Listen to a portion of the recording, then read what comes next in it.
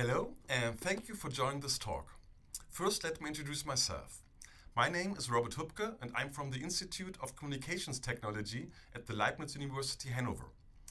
Today, I will talk to you about the impact of source panning on a global metronome and rhythmic network music performance. This work is part of a joint collaboration between New York University and Leibniz University Hanover, which brings together the Holodeck project and the LIPS project, both centered on the development and study of novel immersive and interactive displays which can be used for augmented or virtual auditory applications. My talk is divided into 6 parts. First, I will give you a brief introduction of previous work of the global metronome and between both universities. Then, I will continue with the idea behind our research question and the conducted experiment. After this, I will shortly explain the metric we used for signal analysis, followed by some exemplary results. And finally, I will conclude my presentation and give a short outlook on future work. So the idea behind the so-called global metronome is to synchronize the system time on several devices using GPS, which has a theoretical accuracy of 14 nanoseconds. We have implemented the metronomes on Raspberry Pis, and I would like to refer to the publication of Rate Oder if you're interested in more details of the implementation. Nevertheless, we showed that audio click signals of 2 synchronized metronomes had an accuracy with a standard deviation of 46 microseconds, which is small enough for the sync of audio click signals.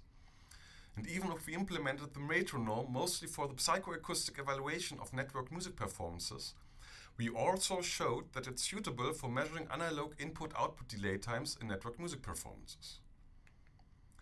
So as most of you will know, the biggest challenge in network music performances is dealing with delay times. So in the last decades, several hand-clapping experiments showed a tempo acceleration in the range between 0 to 8 milliseconds caused by the subject's tendency to anticipate. In the range between 8 to 25 milliseconds, best synchronicity was achieved with a stable tempo. In our working range between 25 to 60 milliseconds, a tendency of deceleration occurs and delay compensating strategies are needed for the subjects. And at higher delay times than 55 to 66 milliseconds, the playing accuracy rapidly falls off. So the results of our metronome experiment showed that a stabilization of tempo acceleration with a constant level of imprecision was achieved up to a latency threshold of about 28 to 36 milliseconds. And subjective ratings of in post-experiment interviews suggested that, especially at higher latency levels, playing with the metronome felt more challenging and it might have had a counterproductive effect. So, as we measured a one-way latency of about 50 milliseconds between New York University and Leibniz University, we had to think about novel delay compensating strategies to improve the impact of the global metronome. So this brings us to the idea of our experiment and research question. In the context of network music performances, the nature of a paired interaction can be described as a divided attention task between the own sound, the partner sound, and possibly the metronome signal. Literature indicates that in the presence of multiple sound sources, spatial sound source separation, for example stereo panning, can improve cognitive attention and segregation of the auditory scene. So it is possible to hypothesize that spatially separating these auditory events may aid the musician's performance, allowing more room for directing the cognitive attention where necessary, and possibly improving the immersive character of the experience. So we conducted an experiment adapted on the past experiments where 2 subjects were playing together in acoustic isolated rooms, hearing each other just over the signal transmission with additional delay. In our experiment, we had 3 subject pairs of djembe drum players, which is an instrument typically used in the context of ensemble play.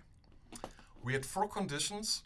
Condition 1, without panning and without metronome. Condition 2, just with an additional metronome signal. Condition 3, just with panning, with a stereo panning. And condition 4, the combination of panning and metronome. So in this talk, I will just show exemplary the results of condition 3 and condition 4.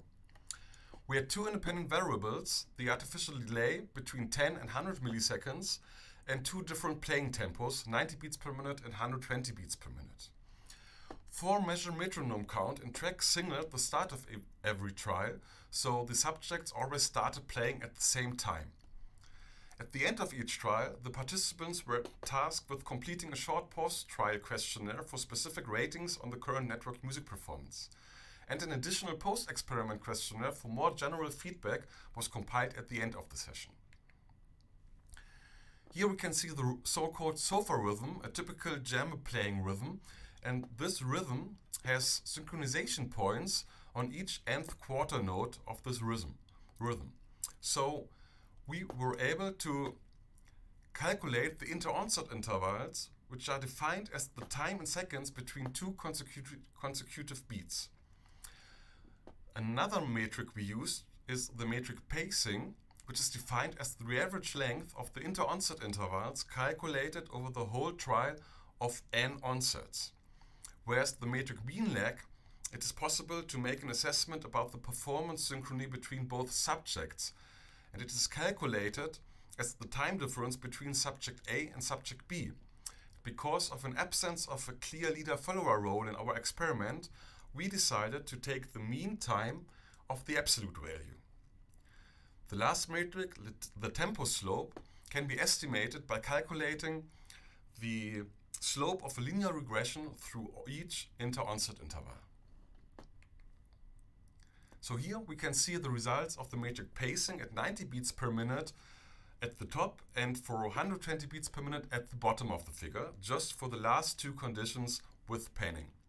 So on the left side we have the condition with panning, and on the right side the combination of panning and the metronome. It is somewhat surprising that without the use of the metronome, the musicians could not maintain the given starting tempo, and the tendency for both given tempos was contrary.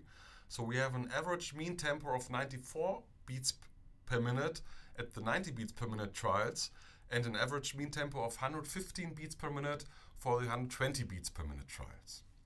A possible explanation for this might be the chosen group of instrument and rhythm, or the effect could also be caused by the just too small group of subjects. And even though the subjects were professional instrumentalists, they had just a little experience in network music performance.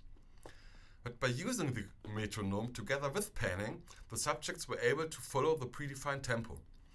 And the tempo acceleration of condition 3 was stabilized, what we can see here, and just small decreases in the variances of both pacing and tempo deviation can be stated, even for higher delays. Here we can see the mean lag, and it's depicted separately for both tempos. As it can be seen, the metronome has higher impact on synchrony on the trials at 90 beats per minute, which is the red graph, than those at 120 beats per minute, which is the blue graph, especially for higher delays. For the small and medium latencies in the range between 10 to 50 milliseconds, no meaningful impact of the metronome on the rhythmic alignment was found, since the mean lag value were relatively low also on the conditions with known metronome. Nevertheless, at the delay level of 100 milliseconds, the maximum recorded mean lag deviation for 90 beats per minute was reduced from 130 milliseconds to 41 milliseconds when panning was active. Here we can now see the end trial questionnaire questions, the responses, rated ease of synchrony, rated quality of interplay, and rated usefulness of panning. The added lines are linear regression estimates with 95% confidence intervals, and the points are the real data. As expected, there is an observable trend that higher latencies negatively influence the score for the perceived amount of effort and perceived interplay quality.